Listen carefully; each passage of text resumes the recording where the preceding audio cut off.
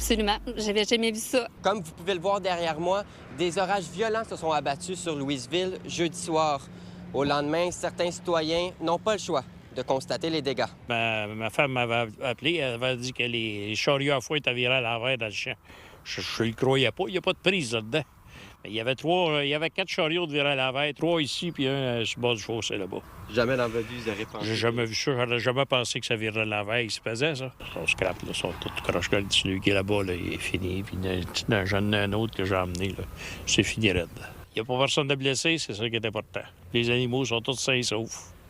Et le monde aussi. Sur les réseaux sociaux, des images phénoménales circulent montrant l'ampleur des intempéries. Des branches jonchant les rues, des arbres scindés, des fils électriques coupés et des habitants quelque peu soulagés.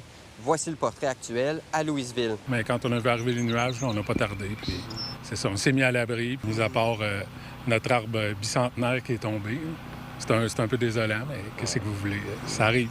Il va falloir trouver des plans B pour garder nos congélos, nos frigos. Sur le coup, on s'est dit, bon, bien, on ne pourra pas sortir dehors pendant un bout. Quand j'ai vu arriver les nuages et le vent, là, c'est sûr que je suis rentrée à la maison. J'étais vraiment pas à l'aise. Même j'ai eu peur, là, parce que j'avais jamais vu des vents aussi violents que ça. C'était assez impressionnant.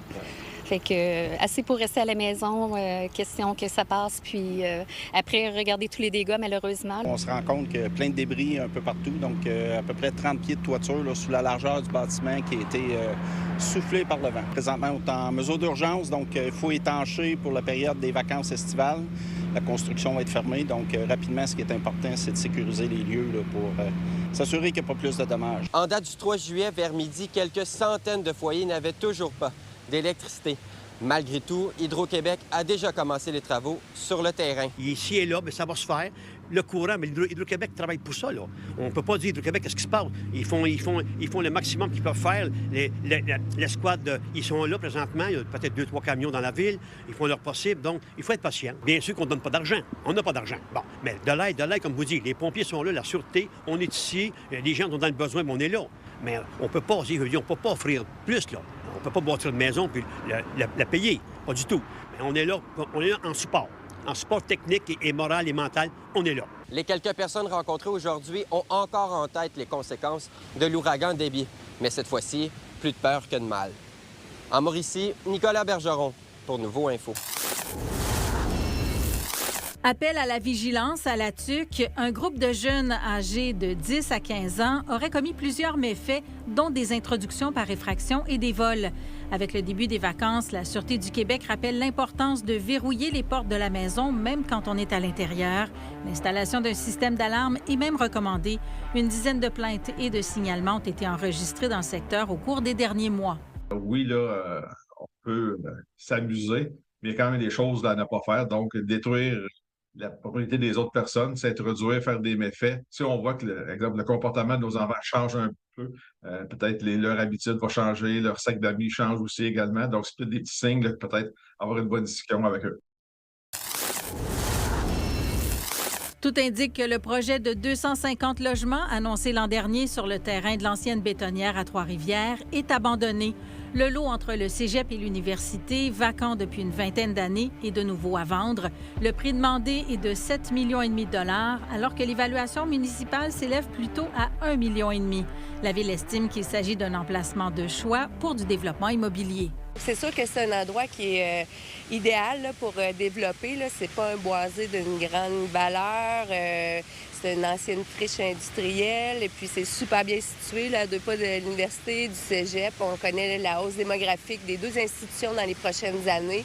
Donc, évidemment, on souhaite un projet là le plus rapidement possible.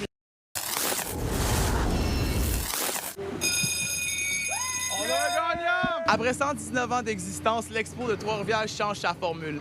L'accès sur le site sera complètement gratuit pour les visiteurs. Le but, emmener davantage de familles et apporter le plus de gens possible. La raison cette année, c'est qu'on s'est dit qu'on voulait que les familles puissent participer plus à l'Expo.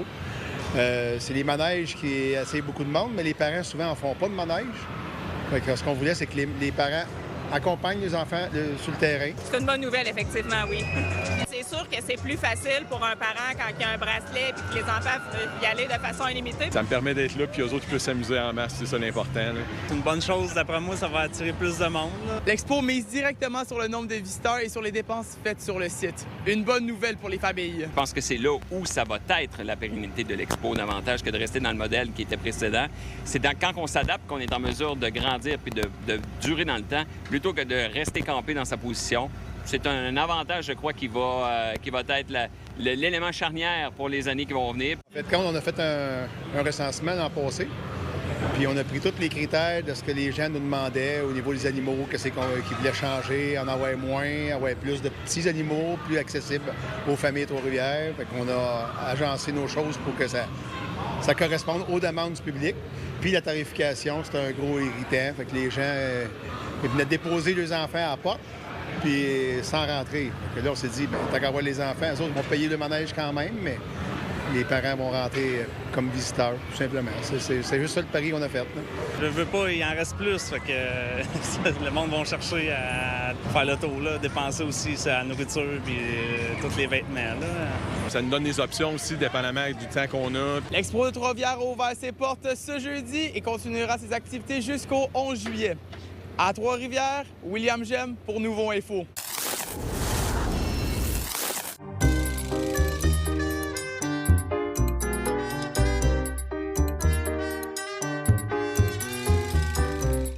Cette année, il faut s'assumer, on a 50 ans. Alors voilà, c'est un temps de célébration. Alors on est heureux, évidemment, de voir que l'utopie originelle qui nous a mis au monde ici, alors que nous quittions Montréal il y a 50 ans, pour venir s'installer ici en région, aller à la rencontre d'un nouveau public, on voulait trouver une nouvelle façon de pratiquer notre métier, on voulait se laisser influencer par l'environnement et puis vraiment s'éclater sur le plan scénographique. C'est pour ça d'ailleurs que maintenant, 2026, nos spectacles sont autour des gens, au-dessus des gens et à travers les gens.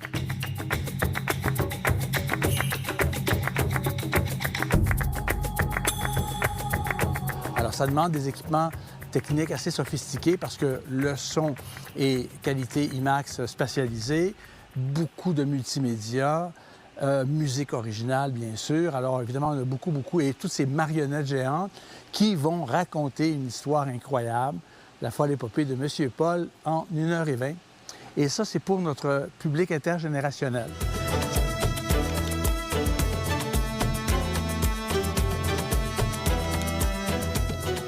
Ce qui est passionnant pour nous et pour le public, c'est de voir que de manière immersive, comment est-ce qu'on vit ça? Parce que les marionnettes vont se déplacer autour de nous, au-dessus du muret, qu'on appelle un castelet. Les marionnettes vont se promener sur des rails au plafond. Il y a des marionnettes qui vont sortir du plancher dans le milieu du public. Et souvent, beaucoup de personnages vont circuler à travers les gens. Donc, le public est vraiment dans l'histoire.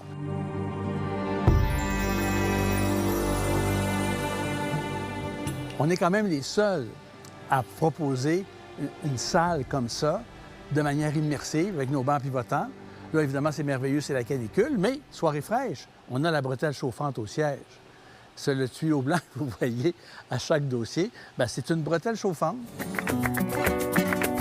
Alors voilà, la saison commence là, et bien sûr, et à ce moment-là, on va accueillir les gens qui vont souvent arriver plus tôt pour profiter du terrain, du site, la rivière, pique-nique ou restaurant dans le Vieux-Moulin.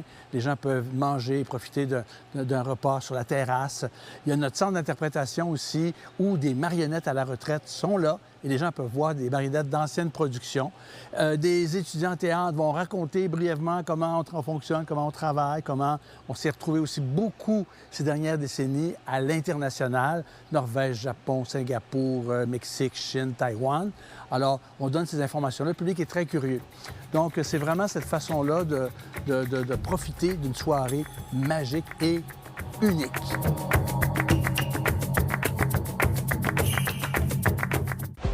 Vous êtes nos yeux et nos oreilles sur le terrain. N'hésitez pas à nous écrire si quelque chose vous fait réagir ou si vous voulez nous raconter votre histoire à mauricie@nouveau.info.